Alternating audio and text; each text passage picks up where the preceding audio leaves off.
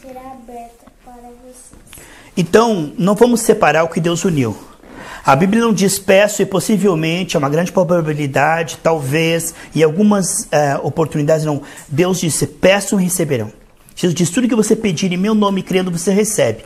A Bíblia diz que você recebe no momento que você pede. E se você crê que você recebeu no momento que você pede, se você crê que você recebe no momento que você pede, isso vai dar espaço para Deus, através dessa fé continuada, trazer provisível. A Bíblia diz, se você disser e não duvidar no seu coração, Deus trará existência no visível. Marcos 11, 23, 24. Então a Bíblia diz que você recebe no reino espiritual, você se torna canal de bênção, no momento que você pede, você recebe. E se você, no momento que você pediu, Silvano, a partir daí você confessar que recebeu, porque você pediu e Deus não mente, Deus jurou e prometeu, a honra dele está ali. Se você diz, eu pedi, eu recebi, e começar a dizer que você recebeu, é tudo que Deus precisa. Você crer que recebeu e confessar que Deus te deu, agir, considerar que recebeu, para que Deus encontre. Então, essa é a fé que Deus precisa como canal para ele trazer a provisão. Mas Tomé, o ser humano, eu não senti. Aí ele vive por sentimento, não por fé. Ah, mas parece que... Ah, mas tem uma sensação de... Ah, mas eu não vi. Então, toda essa questão de viver por vista, por sentimento, por emoções, por impressões, são viver por vista. 2 Coríntios 5,7 diz que nós não vivemos por vista, mas por fé. Então, a fé é uma coisa maluca para a carne, porque ela vai contra os sentidos. Os sentidos estão dizendo que você não tem ou o que você tem. Por exemplo, a enfermidade está doendo ali no corpo. E aí você pede, e a partir dali, em Colossenses 4,2 diz, a partir daí, comece a agradecer porque você já recebeu. Porque você fica pedindo, é porque você não creu que recebeu. Agora, se você já pediu e já recebeu, a partir dali, considere que já recebeu e fale como quem recebeu. Então, Ellen, tão importante quanto pedir é crer que recebeu.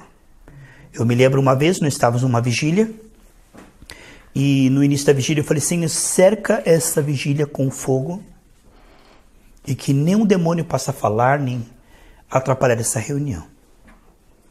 A vigília foi andando, e no meio da vigília caiu uma jovem lá e começou a falar. Se você não tem capacidade para dirigir uma igreja, entrega a igreja. Onde já se viu? Isso é um absurdo. Direcionando essas palavras à liderança que estava lá na vigília. Tinha acabado de chegar. A liderança tinha chego. E essa pessoa começou a falar e atacar a liderança. E a liderança ficou contra mim.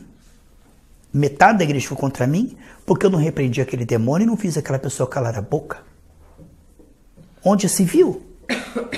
A pessoa está ali endemoniada, falando mal da liderança, e você está dirigindo a vigília e não faz nada. A moça terminou de falar, eu disse assim, ó irmãos, todo mundo é livre para falar o que quiser. Continuamos a vigília. Aí eu falei, Senhor, que bafafá. Aí a liderança ficou contra mim, falou que eu estava boicotando, concordando com aquilo, e que irmãos tinham comprovado que era demônio e tal. Eu fui falar com o senhor falou assim, você lembra o que você falou? Eu falei, lembro. Você não falou que no início da vigília que eu cercasse com fogo e que não entrasse num demônio? Eu falei, sim, Senhor, eu tinha esquecido. Sim, Senhor. Quando você pedir algo, leve a sério, porque eu escutei o que você falou. Não entrou nenhum demônio lá. Ela falou da cabeça dela porque ela quis.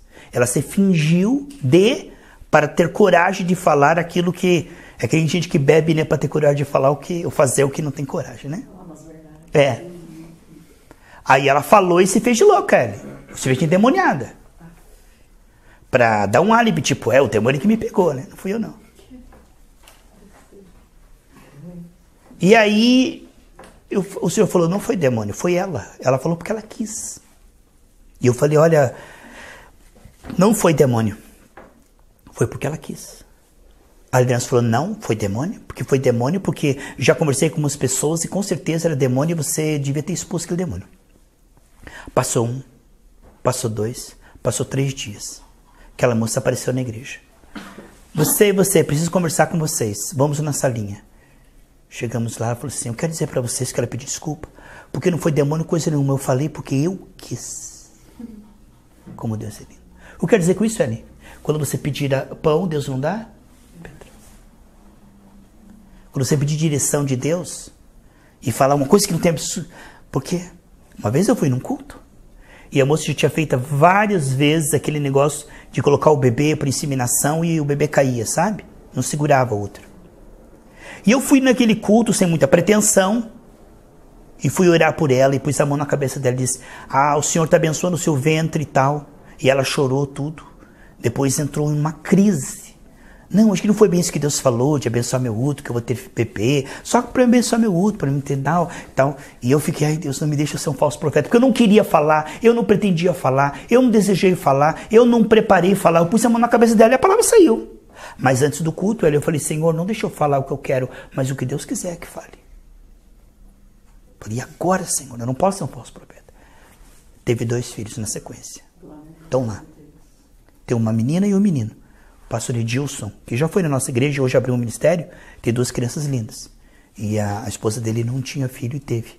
Então, glória a Deus que não viria um falso profeta. Porque eu não quis falar, eu não decidi, sabe aquele negócio de programar assim como horóscopo? Eu pus a mão sobre ela e as palavras saíram. Como uma vez eu fui orar pelo Humberto e falei coisas que eu não sabia. Uma vez fui orar pela Ellen e falei coisas que eu não sabia. Por quê? Porque se você pedir para Deus falar, Deus vai falar. Então creia que Deus fala através de você. Se você pedir para Deus falar através da sua vida, não se importe, ali é a responsabilidade dele, porque você só é canal, só é microfone. O conteúdo, quem vai defender, quem vai honrar é ele. Então o que pede, recebe. Vamos fazer assim, amados, quando você pedir algo para o Senhor, considere que você já tem aquilo. Mesmo que o tempo passe, mesmo que as circunstâncias contradigam, porque a honra de Deus está nessa palavra, Salmo 138, versículo 2. Então jamais duvidem do que vocês pediram, porque eu vejo muita gente dizendo assim: eu pedi, mas Deus não deu. Eu pedi, mas Deus não fez. Ele está desistindo no momento que ele mais precisa crer. Ele está dando-se por vencido no momento que ele devia se dar como mais que vencedor. No momento que Deus precisaria dar fé, a pessoa diz o quê? Deus não me ouviu, Deus não me atendeu, pastor, Deus não agiu. Quer dizer, ela está tentando sentir, ver, para confessar, quando na verdade você confessa porque Deus falou. E a palavra de Deus está acima de tudo mais. Amém, irmãos? Mateus 7, versículo 8, missionário Humberto. Pois todo o que pede, recebe, e quem busca, acha, e o que bate, abrir-se-lhe-á. Viu? Todo. O que quer dizer todo, irmãos? Nós não podemos mudar a palavra de Deus, senão a gente pode perder muita coisa. Todo o que pede, recebe. Deus é muito ousado e corajoso para dizer uma coisa dessa, Humberto. Que há em triunfo sempre, parece que ele vai ao banco sempre. Não tem. Confia em mim, eu te dou vitória mesmo. E eles, todo o que pede, recebe. Já pensou, se você fosse Deus, que apuro que você ia ficar, tipo, tudo que você pedir em meu nome, eu vou fazer. Olha, Deus, olha o que você está falando aí, hein? E Deus fala com coragem. Porque Deus nos fez ser mais semelhança, porque Deus é um Deus de fé. Jesus, ele não tinha ido para a cruz. Ele estava no Getsemane. E ele pegou e orou, lá em João 17. Ele disse: Pai, eu te agradeço porque eu cumpri a missão que o Senhor me deu. Ele não tinha apanhado, ele não tinha passado pela cruz, ele não tinha ressuscitado. Ele sempre falava por fé. Ele chegou lá diante de Lázaro, em João 11, e falou assim: Pai, eu te agradeço porque o Senhor sempre me ouve. E agradeço, Senhor, por o Senhor ter me ouvido. Mas Lázaro estava lá. Lázaro, sai para fora.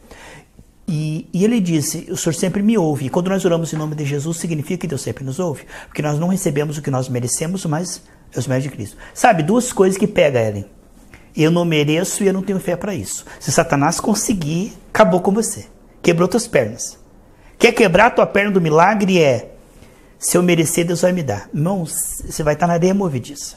Eu recebo o que Jesus merece. Filipenses 3,9, Paulo diz: chega de eu tentar me apresentar diante de Deus com méritos, obras, boas obras, eu apresento Jesus. Por causa de Jesus, Pai, me escuta. Por causa de Jesus, me salva. Por causa de Jesus passa a ser o fiador, o pagamento, o merecimento. Nós vivemos numa justiça emprestada. Então esse negócio de eu não mereço, joga no lixo. E eu não tenho fé para isso. Tudo que Deus dá é muito bom. Lá em Tiago capítulo 1, diz que todo dom que Deus dá é perfeito. Tudo que Deus fez é perfeito. Se Ele nos desse uma fé que não nos conecta a Ele, Ele nos deu algo imperfeito. Em Judas, versículo 20 e 21, diz que a nossa fé é santíssima. E Romanos 12, 3 diz que esta fé que nós temos ela é a medida de fé que nós precisamos. E Romanos 5:2 diz que essa fé nos conecta a Deus e nos dá acesso a toda a graça. Então, é importante que você creia em Deus, mas é importante você crer que a fé que Deus te deu te conecta a Deus e que essa fé é boa, perfeita e ela é do tipo que Deus pode responder. Porque se você tiver fé em Deus, mas achar que a tua fé não é boa, não vai adiantar. Porque o elo fraco aí é o quê? Não mereço, eu não tenho fé. Chega para o irmão e fala assim, você merece? Ah, se eu merecer, já vem muito irmão, ó pai, se eu merecer, o senhor me dá. Então, não vai receber. Ou, eu queria tanto, mas minha fé não chegou lá ainda. Eu não tenho essa fé, pastor. Então, se você começar a desdenhar a tua fé, Deus não pode te ouvir. Não porque ele não pode, mas porque você não crê que ele não pode. Aí o problema não está em Deus, está na fé errada sobre a sua fé.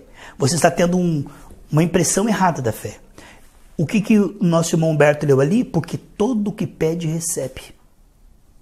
Tá certo? Desde que creia, amém? Porque todo o que pede, recebe, o que busca, encontra. Você está buscando de Deus o quê? Uma resposta, uma cura, uma solução financeira, uma salvação para a família. Você vai encontrar. A resposta está vindo ao teu encontro. Seja por sonho profético, seja através da Bíblia, de uma maneira ou outra. Você vai encontrar. O que busca, encontra. E o que bate, a porta vai ficar fechada e vai dizer, bem feito, miserável, para você eu não dou, porque eu sou cainha, eu quero ver você aí fora. A porta se abrirá. A porta da revelação, a porta do milagre, da transformação. Então, vamos fazer assim? Vamos crer na Bíblia como ela é, não vamos acrescentar nem tirar nada, porque essa fé é nebulosa. Aqueles todo o que pede, recebe. Versículo 9, Marcelo, por favor. O qual dentre vós e o homem que, se seu filho lhe pedir pão, lhe dará uma pedra. Olha, nós que somos falhos e imperfeitos. Qual filho que diz assim, pai, me dá um pão, ele tá com a pedra, come aí, moleque, sem vergonha. Engole essa pedra aí agora. É uma pergunta. É Jesus perguntando. Você pede uma coisa boa e teu pai vai te dar uma coisa ruim? E por que o pai, que é Deus perfeito, vai fazer diferente? Se nós que somos imperfeitos, humanos, né? Eu te digo, irmão, olha que pergunta forte, mas é forte. Se você fosse Deus, e Deus fosse você, e Deus estivesse doente e pedisse para você curar, você dizia assim, não vou te curar, Deus. Você faria isso? Você, eu estou dizendo você, ser humano. Você conseguiria dizer assim, não, Deus, eu quero ver você sofrer. Você não consegue. Agora imagine Deus que é só amor e bondade, diz assim, hoje eu estou de má vontade. Um dia um doente chegou para Jesus, Marcos 1, 39, 40, falou assim, Deus, eu sei que o Senhor tem poder para curar, mas eu não sei se o Senhor quer. Jesus falou assim, eu vou orar e jejuar para ver o que o Pai fala. Hoje eu não estou de bom humor, hoje eu não estou afim de curar ninguém. Não, eu não sei se você merece, você tem dado os dízimos certos na igreja? Vamos ver, eu vou orar, depois volta aqui a gente conversa. Ou eu vou ver a vontade de Deus. Não, ele falou, eu quero, seja curado. Irmãos, nós precisamos ser uma imagem correta de Deus. O Marcelo leu ali, qual de vós que sendo mau, se um pai pedir um pão, vai dar uma pedra? Ivana, o próximo versículo, acho que é o 10. Ou se lhe pedir peixe, lhe dará uma serpente. Ô, paizinho bom, hein? Você pediu cura, mas eu vou deixar você cuspir tumor, porque é isso que você merece. Você pediu pão, comida, eu vou deixar você passando fome, inanição, mendigo na rua, embaixo da chuva, porque eu quero ver você sofrendo. Isso é o capeta, não é Deus? Isso é o Satanás. Qual de vós que pede um peixe e Deus dá uma serpente? Mas tem muita gente, irmão, que ele pede uma coisa e imagina o quê? Isso é queda. Foi o que o Humberto falou lá na sala. Aqui estão as fortalezas, 2 Coríntios 10. Se você não fizer aqui uma formatação, meu amigo, pela palavra, não é tempo perdido estar ouvindo a palavra. Irmão, porque o homem está programado desde a queda. Você está doente, o que você espera? Vou morrer. O patrão está mandando embora as pessoas. Eu sou o próximo. Que nem o Silvano falou. Está acontecendo com um monte de gente, irmãos. Aí está na moda isso aí. Eu vou ser o próximo da fila, com certeza. Vem esse pensamento. Vem. A Bíblia diz que a mente do ser humano está programada para esperar o pior de Deus. Ele pediu pão, mas ele está esperando pedra. Eu pedi, mas sabe o que Deus vai fazer? Ele não vai me dar. Eu tenho uma sensaçãozinha que ele não vai fazer. E isso está intrínseco no ser humano. É aqui que está o Satanás, na carne. Nesses pensamentos, sentimentos e desejos. Há muita gente, irmão, que pede coisas para Deus, mas você pergunta, já recebeu? Tomara, se Deus quiser. Que os anjos digam amém. Significa esperança, não fé. Eles pediram, mas eles estão esperando. Porque você não recebe o que você pede se você não está esperando, né, aquilo. Porque a fé, diz lá em Hebreus 11, é o que você espera. E quando você ora, e o que você espera? Você pergunta a pessoa, o que você espera? Seja o que Deus quiser. Então, meu amigo, não vai receber. Se não tem uma imagem clara, nítida, se não tem uma fé. A fé, ela tem uma substância, né, Humberto? Aí a gente pergunta assim, tá, você pediu para Deus te curar, mas o que você espera? Deixa eu ver. Não sei ainda, não está definido. Seja o que Deus quiser. Se seja o que Deus quiser, meu amigo, você não sabe a vontade de Deus, vai ser o que o diabo quiser. Porque o que Deus quiser está na Bíblia. O que Deus quiser é que você seja curado. Isaías 53, versículo 2. Então, eu te pergunto, o que é que você imagina depois que você ora? O que é que você vê, visualiza? Ali está a tua fé. Você quer ver o xerox da sua fé? Ore para uma área da sua vida, para um familiar, e levante e continue vendo ele bêbado. Continua falando que ele está bêbado, caindo pelas calçadas, e quando dizendo, naquele pé de cana lá, você não recebeu. Porque quem recebe, fala como quem já recebeu. Se estava desempregado, arrumou um emprego, não vai continuar falando como desempregado? Acabou de ser empregado, agora vai falar como empregado. Então, quando você fala como antes da oração, significa que você não crê que recebeu. E se você não creu que recebeu, você não recebeu. Porque você não creu. Isso é muito forte. A fé antecede a aparição visível. É uma loucura, irmãos, é loucura. Isso aí para a carne é loucura. Portanto, o que é que você vê? Eu vejo muita gente pedindo peixe e esperando uma serpente. No fundo, Deus vai me decepcionar, Deus não vai me ouvir. Eu sabia, Deus não vai operar. No fundo, Deus vai brincar comigo, Ele não vai me dar. Isso está enraizado. Isso não precisa treinar a pessoa, ela nasce assim. Aí está a serpente. O ser humano precisa de uma renovação da mente para começar a esperar o melhor de Deus. Porque o ser humano, a Bíblia diz que ele era o mais rejeitado de todos lá em Isaías, né? Isaías 53. Sabe o que significa? O homem tem uma imagem deformada de Deus, tanto que teve medo e se escondeu. O homem sempre espera o pior de Deus. Por isso que tem essa parábola aqui. Pergunte para qualquer cristão. Você tem certeza que Deus te deu? Tomara, se Deus quiser, que os anjos digam amém. As pessoas não têm certeza, Humberto. Não tem. Eu não senti, eu não vi. Aí fica fácil, né? Aí é muito tarde para crer. Depois que já aconteceu, não precisa mais de fé. Fé é quando tudo está dizendo que não, né? Depois que já aconteceu, eu tenho fé. Eu tenho fé que vai aparecer um pacotinho azul aqui. Não precisa mais fé, já é tarde demais. Já está aqui o pacotinho. Fé é quando não tem, mas em nome de Jesus vai aparecer um pacotinho azul. Aí é fé. Aí sim. Fé que se vê não é fé. Fé que se vê já é um fato. A fé é quando você não vê aquilo, ou vê o contrário, ou sente o contrário, e crê e confessa a palavra. O povo no deserto, confessando que ia morrer no deserto, Josué e Caleb disseram, Deus disse que nós vamos entrar, que coisa linda, irmão. A fé é um espetáculo para anjos e demônios.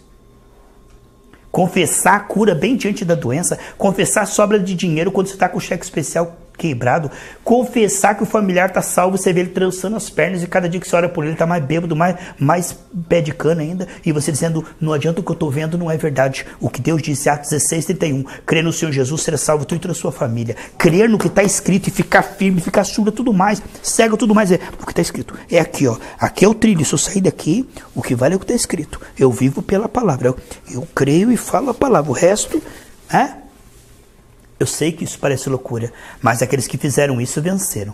Versículo 11, Silvano. Então, se vós, sendo maus, sabeis dar boas dádivas aos vossos filhos, quanto mais vosso Pai, que está nos céus, dará coisas boas aos que lhe pedirem? Quanto mais, você viu?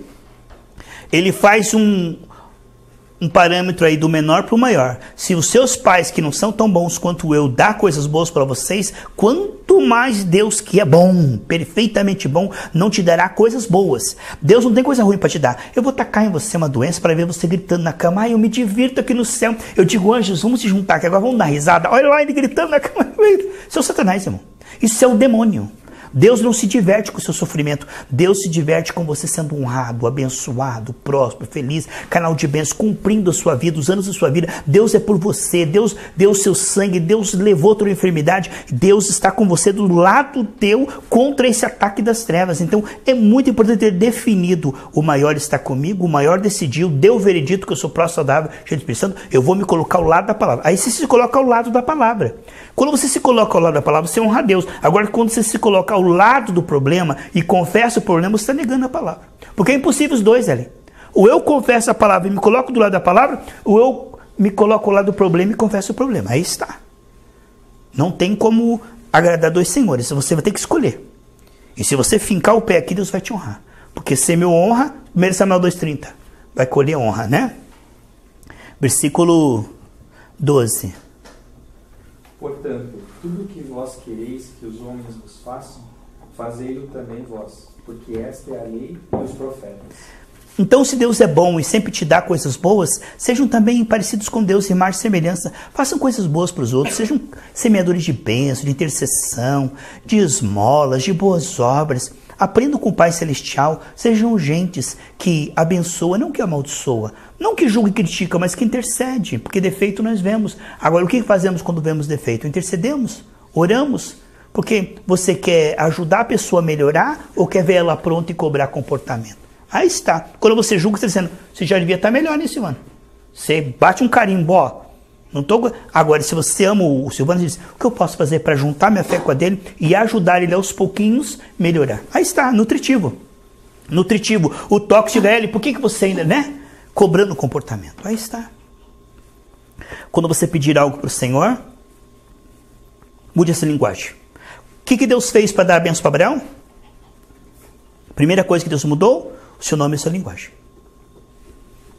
De um homem estéril, sem filho, de uma esposa estéril, Deus disse, você é pai de uma multidão. E aí ele começou a dizer, sou pai da multidão, sou pai da multidão, sou pai da multidão. Deus mudou o nome e a linguagem. Mude o seu nome de enfermo para saudável, de endividado para próspero. Digo fraco, eu sou forte, Joel 3,10. Mude a sua linguagem. Quando você orar, a partir daí, considere, confesse, declare o que você pediu como já sendo seu. E quando você estiver convicto disso, é o canal através do qual Deus pode te responder. Hebreus capítulo 11, missionária Ellen, versículo 6. Que bom estarmos aqui, né, irmãos? Quero agradecer aos irmãos que estão acompanhando também aqui, pela internet, e também vão participar depois, que eu vou colocar no YouTube e no WhatsApp. Deus abençoe vocês. Depois, no final, vamos orar por vocês. Se alguém tiver alguma pergunta, algum pedido de oração, pode escrever aqui, tá bom? Quero agradecer aos amados irmãos. Hebreus, capítulo 11, versículo 6, tá, missionária Ellen? Hebreus 11? Uhum. 6. Versículo 6, tá bom? O cara colocou a Sem pergunta. fé, Colocou? Aham. Ensina. Acho que mais. Mais pouco. Mas essa mulher que Ah, sim, o Diógenes fez uma pergunta. Obrigado, viu, amigo? Foi o Humberto que viu, tá, Arlana? Glória a Deus. O Diógenes fez uma pergunta, Mateus 18, 18, 19. O que significa arrancar o olho, a mão ou o pé nesse texto? Eu já vou falar sobre isso, tá bom, queridos? ora, sem fé é impossível agradar a Deus, porque é necessário que aquele que se aproxima de Deus creia que Ele existe Olha só, 2 pontos. e que é galardoador dos que o buscam. Fé é crer que Deus existe e que Ele recompensa, que Ele presenteia quando eu oro. Ele acrescenta algo quando eu oro. Ele existe. Não estou falando com as paredes, não estou falando com um mito, com uma história, com uma fábula. Estou falando com um Deus verdadeiro. Ele existe e Ele recompensa, Ele presenteia, Ele me dá algo quando eu oro. Isso é fé, né? Aí está a definição de fé. Muitos dizem que a definição de fé está em Hebreus 11, 1. Não, a definição de fé está em Hebreus 11, 6. Fé é crer que Deus existe e que Ele me presenteia, Ele me recompensa, Ele me dá algo quando eu oro. Porque muitas pessoas agem como se Deus não existisse. O que é o desespero e a preocupação? Saul falou assim, e aí está o gigante e nós não temos o favor de Deus. É falar como quem não tem Deus. É falar como desamparado, como quem não tem um Deus ouvindo, não tem um Deus agindo. Se eu tenho uma conta de R$100 aqui na minha mão para pagar e tenho R$10 no banco, aí eu digo, não tenho dinheiro. Então eu estou agindo como quem não tem Jeová de Jiré, o Deus do ouro da prata. Eu estou agindo como Adão, eu estou separado de Deus, o dinheiro de Deus está separado do meu. O dinheiro de Deus não está separado do meu. Nós temos uma só conta, porque a Bíblia diz que tudo que é de Deus é meu. Aí nós temos que ver que o dinheiro que eu não estou vendo, o dinheiro de Deus também faz parte do da minha conta bancária ou da minha caderneta, sei lá o que for. A saúde de Deus me pertence, a sabedoria de Deus me pertence. Tudo que é de Deus nos pertence. Sem esses requisitos, Silvano, sabedoria de Deus, poder de Deus, requer de Deus, milagre de Deus, eu não tenho como vencer o diabo. Porque se eu não tiver me revestido de tudo que Jesus é, eu não tenho a menor chance. Que chance tinha Moisés, humanamente, de tirar aquele povo debaixo de Faraó, sem a intervenção, participação, sabedoria, milagres? E como é que nós pensamos que nós, com o nosso dinheirinho, com o nosso sistema imunológico, eu venço? Com a minha sabedoria eu convenço meu familiar. Irmão, se você não contar com a participação de Deus, sabedoria de Deus, poder de Deus, amor de Deus, milagre de Deus, intervenção de Deus, você está perdido. Todos nós estamos perdidos, porque a demanda é essa, nós sempre somos menores, nossa condição humana, do que nós estamos passando. Isso é depressão, medo, dúvida, ou, peraí, vamos colocar na matemática, mas tem Deus, o poder de Deus, sabedoria de Deus, poder de Deus, dinheiro de Deus, saúde de Deus. Aí, ufa, ainda bem. Porque se eu não ver nessa equação o que eu estou passando, Deus junto e os recursos de Deus junto, o desespero ele é inevitável. Nós não falta motivo para nós nos vermos em desvantagem. Amém? Glória a Deus. Deus é bom. Leia para mim, por favor, missionário Heitor. Marcos 11, 23, 24. Enquanto você procura, eu quero responder aqui o Diógenes. O que significa arrancar o olho, arrancar a mão, arrancar o pé. Significa o seguinte, se está gangrenado, você vai lá e rói, fica fora. Não, é isso não. Não é nada disso não. Não é questão de torar a perna nem as mãos. Ele não está falando aqui de amputação de membros. Jesus não estava falando... Porque não resolve. Não resolve. Você corta o pé do camarada, ele continua saltando. Você corta a mão, ele continua. Deus está falando uma parábola simbólica. O que é arrancar o olho? Arrancar o olho é o seguinte, você vive vendo pornografia na internet. Você decide tirar os seus olhos do pecado. É uma decisão. Arrancar os olhos, se os seus olhos te fazem pecar, você sabe que você vai no bar, vai encontrar com falsos amigos. Corta tuas pernas, pare de andar neste caminho, pare de ir nesses lugares. Se a tua mão te faz pecar, atitudes, atos que você sabe que são pecaminosos, pare de fazer, decida.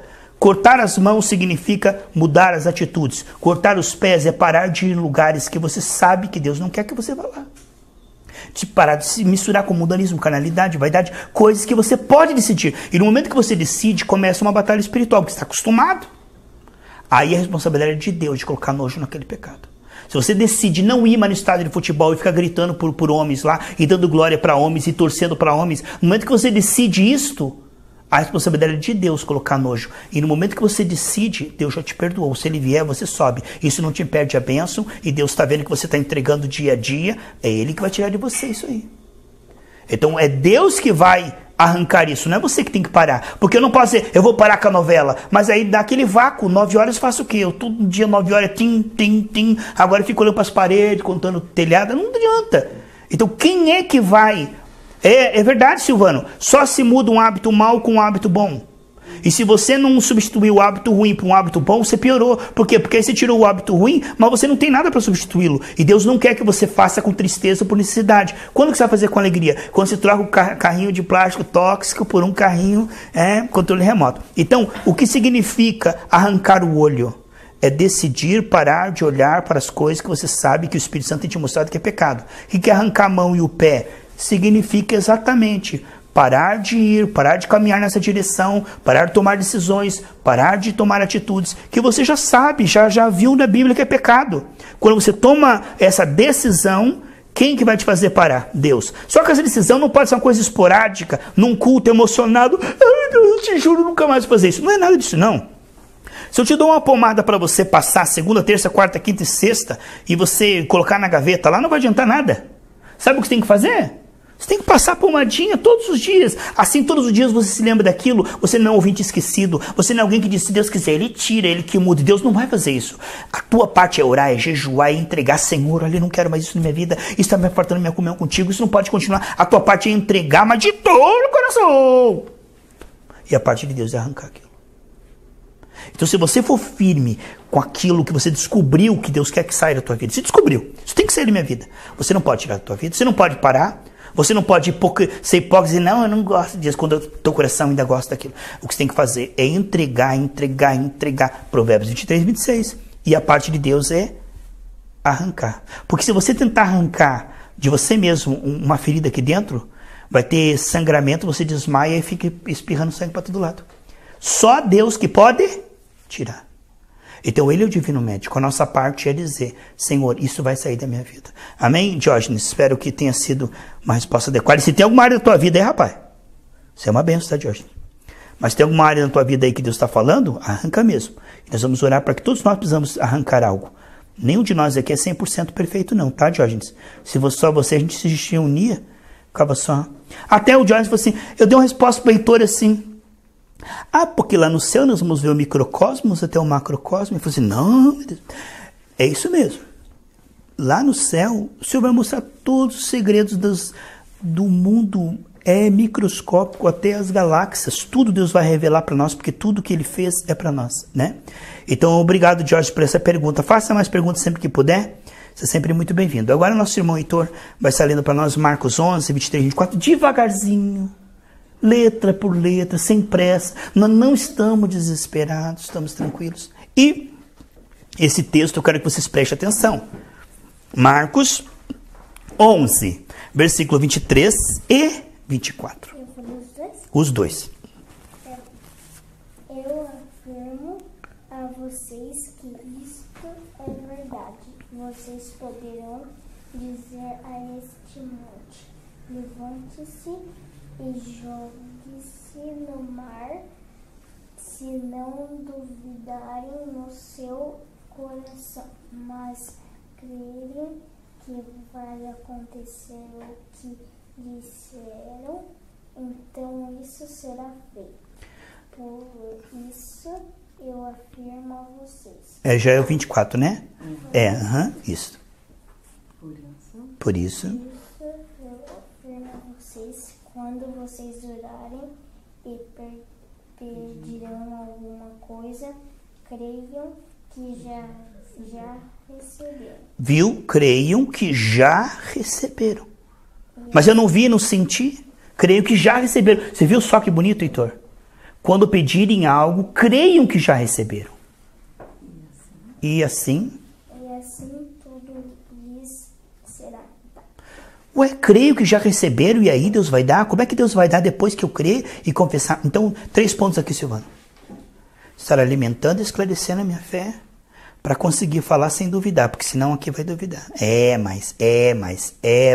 Ó, as palavras mais infernais do planeta. Mas. Entendeu? Conseguir falar sem duvidar é estar alimentando a fé dia a dia. Porque eu te digo, irmão, a fé não vem de ter ouvido na aula passada, 15 dias atrás aqui. O teu almoço do mês passado não te coloca em pé, Marcelo. Ajudou mês passado. Mas é a comida de hoje que te deixa em pé. Então a fé não vem de ter ouvido. A fé vem de ouvir. Seu pão nosso de cada dia. Ai, pastor, você é fanático, todo dia tem que ouvir na Bíblia. Tem que não. Se você quiser ir para o céu, tudo bem. Senão, a incredulidade ela vai entrar. Que nem as bactérias entram na imunidade baixa. Se você não ouvir a palavra de Deus, a incredulidade vai falar no seu coração. O que não é enchido de fé, casa vazia. Ai, mas é muito chato esse negócio de colocar a colher no prato. Põe na boca e mastiga. Ai, que coisa chata. E põe a colher no prato, põe na boca e mastiga. Irmão, você faz isso, você morre, miserável. É sobrevivência. Então o que eu estou dizendo para você é o seguinte. Assim como o teu corpo precisa de caloria, de energia, se você não ouvir a palavra de Deus, a incredulidade vai entrar. O mundo vai ficar interessante. Os amigos do mundo vão ser mais inteligentes do que Jesus e seus pais. Pensamentos piores e sorrateiros vão começar a entrar. Desejos que você dominava vão começar a te dominar. Sentimentos horríveis vão começar a brotar. tua mente começa a retroceder. Você começa a pensar como o diabo quer que você pense. Você fica irritado fácil, você fica triste fácil, você fica nervoso fácil, você fica melancólico fácil. Tudo isso por falta da palavra de Deus. A palavra de Deus, ela é luz que espanta as trevas. Desliga a luz, as trevas vêm. Uma pessoa que não for disciplinada em ouvir, Colossenses 3,16, abundantemente a palavra. Pastor, eu sou uma pessoa corrida. Eu sou uma pessoa ocupada. Você acha que eu vou ter disciplina para todo dia? Tá bom, faça isso com o seu corpo também. Você está correndo para lá e para cá, não tem tempo para almoçar nem para comer. Faça isso uma experiência de umas 2 semanas, quando você cair desmaiado ali. Aí você vai, é mesmo, eu tenho que comer. Assim a tua alma também, ela tem fome, mas tem fome da palavra de Deus. Só que é uma fome que muitas pessoas não sabem que tem. E a hora que a alma começa a gritar e não tem a palavra, lá vem o inimigo com a sua bandeja. Sabe o que você precisa? Ficar nervosinho. Sabe o que você precisa? Aí vem os conselhos e a pessoa está com a imunidade baixa, ela escuta. Mas você sabe o que você precisa? Da unção de Deus, da palavra de Deus. Nada substitui a palavra de Deus. Absolutamente nada. Muita gente tenta distração, divertimento, amigos mundanos. Eu vou preencher. Irmão, não faça isso. Não faça isso. A palavra de Deus, enquanto ela estava no centro do jardim, Adão e Eva tinham vida. Assim que tiraram a árvore da vida, eles começaram a morrer. Então eu te digo uma coisa para você. Seja disciplinado. Coloque a palavra de Deus como prioridade. É como se dissesse assim, ai Deus, me perdoe. É bem isso. Estou terminando, tá? Mas preste atenção nisso que eu vou te dizer. Estou terminando, mas preste atenção nisso que eu vou te dizer. Ai Deus, tenho que ir para o colégio, tenho que trabalhar, eu tenho que fazer comida, me desculpe. O que eu queria mesmo era estar ouvindo a palavra, mas eu não posso. Mas logo, logo, estou aí de novo, tá? É como se tudo fosse secundário e nós tivéssemos que pedir desculpa por não estar na palavra. É claro que você pode fazer tudo na palavra. Chega uma hora que a palavra faz parte de você. Você pode meditar na palavra fazendo tudo. Mas o que eu estou dizendo é o seguinte. É como se a nossa vida girasse em torno da árvore da vida e nós tivéssemos esse pensamento muito sábio. Deus, eu vou ter que ir para o colégio, conviver com pessoas que não te conhecem, não te amam. O que eu queria mesmo é estar lá estudando a Bíblia e ouvindo a palavra. Você está entendendo? Era como se isso não é uma coisa secundária, terciária. Isto é a minha vida. O resto, porque nós não estamos aqui nesse mundo para trabalhar, ganhar dinheiro. Nós estamos nesse mundo porque tem uma vida eterna nos esperando. E se nós estivermos com fé, com a vestimenta... Então você está entendendo que tudo é importante. Trabalhar, casar, viajar. Mas o mais importante é Deus me pegar com fé. Quer dizer, então se nós fôssemos sábios, nós diríamos assim, ai Deus... O que eu queria mesmo agora era estar meditando essa palavra com os irmãos, orando, mas sabe, vou ter que lavar louça, vou ter que visitar, vou ter que ir no mercado. É como se a gente dissesse, eu vou ter que. Não, graças a Deus, agora eu vou sair dessa reunião de estudo bíblico e vou fazer o que eu realmente quero, entrar na internet para me fazer coisas que eu realmente gosto. Não. O sábio, ele diz, o coração dele está no Senhor. Esses são os points, os momentos mais importantes. Jesus falou, Marta, Marta, você está tão ocupada, mas Maria escolheu a melhor parte, ela está aqui aos meus pés ouvindo essa palavra. Então o que nós devemos colocar a palavra de Deus como o point, a coisa mais importante. Sabe que você corre o dia inteiro, uma hora que você abre a tua palavra, vai orar, ou vai falar sobre a palavra de Deus com o irmão, você, Senhor, esses são os meus melhores momentos, esses são os momentos de maior alegria, de maior felicidade. Não é uma exceção, não é luxo, isto é a minha vida. Quando nós fazemos isso, o salmista diz no Salmo 119, eu amo a tua palavra mais que a minha comida, mais que o meu alimento.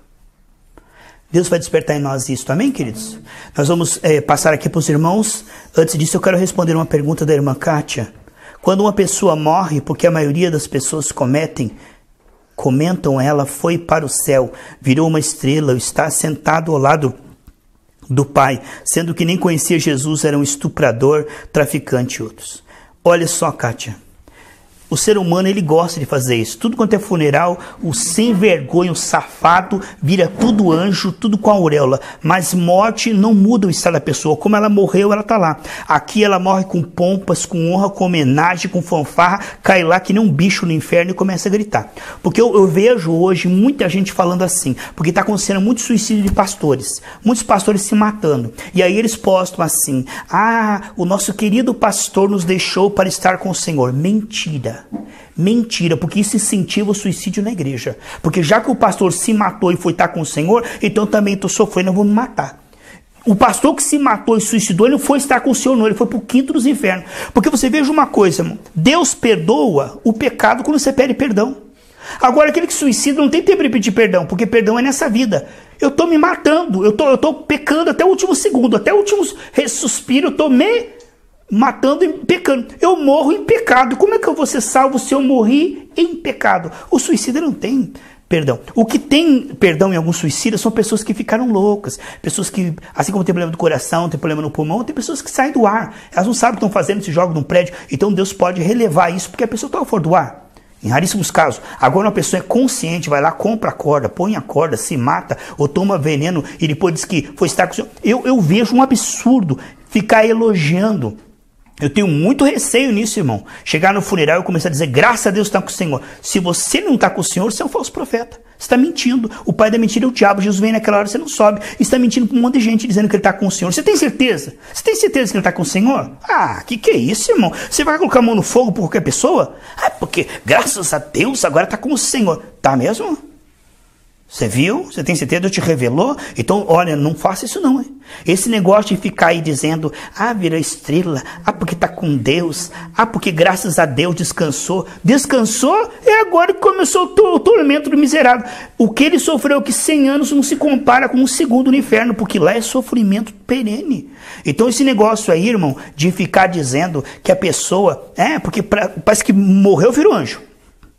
Era um traficante, estuprador, sei lá. E não é só isso não, irmão. Porque ninguém vai para o inferno porque é estuprador. Nem traficante. Nem ladrão. No céu tem ladrão que se arrependeu. Estuprador que se arrependeu. O céu é lugar de pessoas que se arrependeram. Tem gente que pensa, irmão, que as pessoas vão para o inferno porque eles pecaram. Não. Ninguém vai para o inferno porque pecou. Em João 16:9 diz que as pessoas irão para o inferno porque não creram em Cristo. Porque não foram perdoados. Porque todos pecaram. Você acha que alguém vai para o céu porque não pecou? Ele é estuprador, foi para o inferno, mas você paga os seus impostos, trabalha, né? Miserável. Você pensa assim? Você está louco. Você está completamente demente. Como diz aquele piá, escuta, você tem demência, né? Olha só, ninguém vai para o céu porque não pecou. Mas porque se arrependeu, porque se cobriu com o sangue de Jesus, porque está diante do Senhor em temor e tremor. Mas no céu e no inferno só tem pessoas que pecaram. Então, tem gente que fala assim, esse estuprador tem que ir para o inferno. Você pensa assim, você vai para o inferno também. Porque a pessoa não vai para o inferno porque ela é estuprador. Ela vai para o inferno porque ela não se arrependeu de ser estuprador, porque não recebeu Jesus, porque não foi perdoada. Agora, esse negócio, estuprador, lincha ele, vamos matar ele. Você que ama a morte de um ímpio, você está contra Deus, porque Deus não tem prazer na morte do estuprador. Deus tem prazer que o estuprador se arrependa e largue de estuprar. E antes dele morrer, ele seja salvo. Deus não quer que ele morra assim. Vamos linchar, vamos matar, porque é estuprador. Esse tipo de gentalha é igualzinho àquela lá, quando a prostituta chegaram para Jesus e falou, vamos apedrejar ela. Jesus falou assim, quem não tiver pecado, apedreja. Esse tipo de gente, irmão, que vive dizendo que a pessoa foi para o inferno por causa do pecado dela, não entendeu o evangelho, nunca foi cristão. Porque ninguém está no inferno porque pecou. Está no inferno porque não recebeu perdão dos pecados. Porque se for por pecado, meu amigo, então nenhum de nós vai ser salvo. Mas Jesus Cristo veio e levou sobre si todos os nossos pecados. God bless you all. Foi um prazer estar com vocês. Missionário Humberto. Só um pouquinho, meu amigo. É aqui.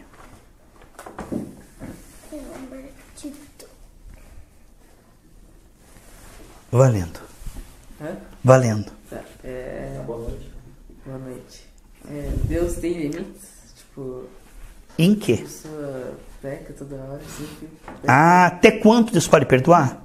Eu acho que até uns 490 ele perdoa. Pedro falou assim, escute, eu devo perdoar até 7, porque 7 era o número da perfeição por Deus, né? Ele falou, agora eu vou ser um herói, agora Jesus vai me elogiar. E aí, Jesus, até quantas vezes eu peco contra o meu irmão peca contra mim, eu perdoo ele? Até 7? Jesus falou, não 7, mas te digo 70 vezes 7. E é importante não usar a calculadora. Esse aqui já deu, 491, acabou. Se Deus tem limite para o perdão? Não. Deus não tem limite para o perdão, sabe por quê? Porque o pecado involuntário, ele é muito grande. Se você ainda é jovenzinho, não sabe o que é isso, mas muitas vezes existe dias maus em que a gente peca por pensamentos, sentimentos, muitas vezes, sem querer, pede perdão, pensa de novo, olha, pede perdão, sente, pede perdão. Então, o perdão de Deus é todas as vezes que você ir a Ele, pega lá por favor, 1 João 9, todas as vezes que você reconhecer o seu pecado, Ele perdoará imediatamente. Por quê? Porque o sangue de Jesus levou todo o pecado. Até aquele que você ainda não cometeu. Jesus já levou. Portanto, não tem limite no perdão. Não tem limite no perdão de Deus. Não tem limite. Nunca ache assim, acho que para mim Deus já não quer mais. O que pode acontecer, Humberto, é a pessoa não se arrependendo e pedir perdão. Aí sim. Aí ela vai pagar por aquilo. Mas 1 João 9, leia por favor. Se confessarmos os nossos pecados, Ele é fiel e justo para nos perdoar os pecados e nos purificar de toda a injustiça. De algumas injustiças? Tudo. A maioria? Tudo. Até um certo número? Não, é toda. Então não há limites para o perdão de Deus. Agora, já que é assim, leia Romanos 6:1, por favor. Já que é assim, né, Marcelo? Vão pecar doidado. Romanos 6:1. Que diremos, pois? Permaneceremos no pecado para que abunde a graça? Já que Deus perdoa, então eu vou pecar bastantão para Ele mostrar o perdão dele. Porque quanto mais eu peco, mais Ele perdoa, mais a bondade dele é acionada. Que bom, então eu vou pecar bastante para que Deus possa me perdoar e assim Ele ficar feliz. Não. Estamos falando de pecado involuntário. Ninguém diz eu vou pecar para pedir perdão. Isso não é pecado, isso é iniquidade. Então não podemos brincar com Deus. Deus perdoa, perdoa. Mas se eu pecar voluntariamente e brincar com Deus, eu vou ser disciplinado. A varada vai vir. Porque com Deus nós não podemos brincar. Se é por fraqueza, Deus perdoa. Mas se é por brincar com Deus, pode esperar que a disciplina vai vir. Hebreus capítulo 12, por favor. Que vai ser perdoado, vai, mas que vai levar uma varadinha boa, vai levar uma varadinha. Hebreus 12, do 6. Quem que leva uma varada, o filho obediente ou desobediente? Do 6 ao 9. Quem que leva mais varada, o filho obediente ou desobediente? Quem que apanha mais, o desobediente ou o obediente? Ah, até você sabe isso aí, né? Vamos lá. Pois o Senhor corrige ao que ama e açoita todo o que recebe por filho. É para a disciplina que sofreis. Deus nos trata como os filhos. Pois qual é o filho a quem o pai não corrija? Mas se estáis sem disciplina, da qual todos se têm tornado participantes, sois então bastardos e não filhos. Yeah. Além disto, tivemos nossos pais segundo a carne, para nos corrigirem e os olhávamos com respeito. Não nos sujeitaremos muito mais ao Pai do Espírito. E veremos. Então, Jones, não é que Deus tem limite, não. Você escreveu errado ali. A resposta que eu te dei para o Humberto aqui, não tem limites para o pecado. Você escrevendo safadeza, ele não falou de safadeza. Ele não falou de se aproveitar da graça, ele falou, se eu pedir perdão, tem limite do perdão de Deus? Não tem limite, não. Agora, safadeza e aproveitar da graça não é pecado, é iniquidade. Eu falei sobre isso, tá bom? Glória a Deus. É isso, meu querido. Obrigado pela tua pergunta, cooperou bastante. Acho que muita gente ali na internet foi edificada através da sua pergunta, irmão. Que nem aquela semana passada, retrasada, que você perguntou, né? Uma vez salvo, sempre salvo. É muito importante. Essa doutrina calvinista muito maligna, né? As pessoas se folgam com Deus, né? Não é bem assim. Nosso irmão Marcelo. Deixa eu arrumar a perna aqui. Tudo bom? Jesus te ama, Marcelo. Nós também. Assim. Ele ficou emocionado. Eu sabia que Satanás se rebelaria e Adão e Eva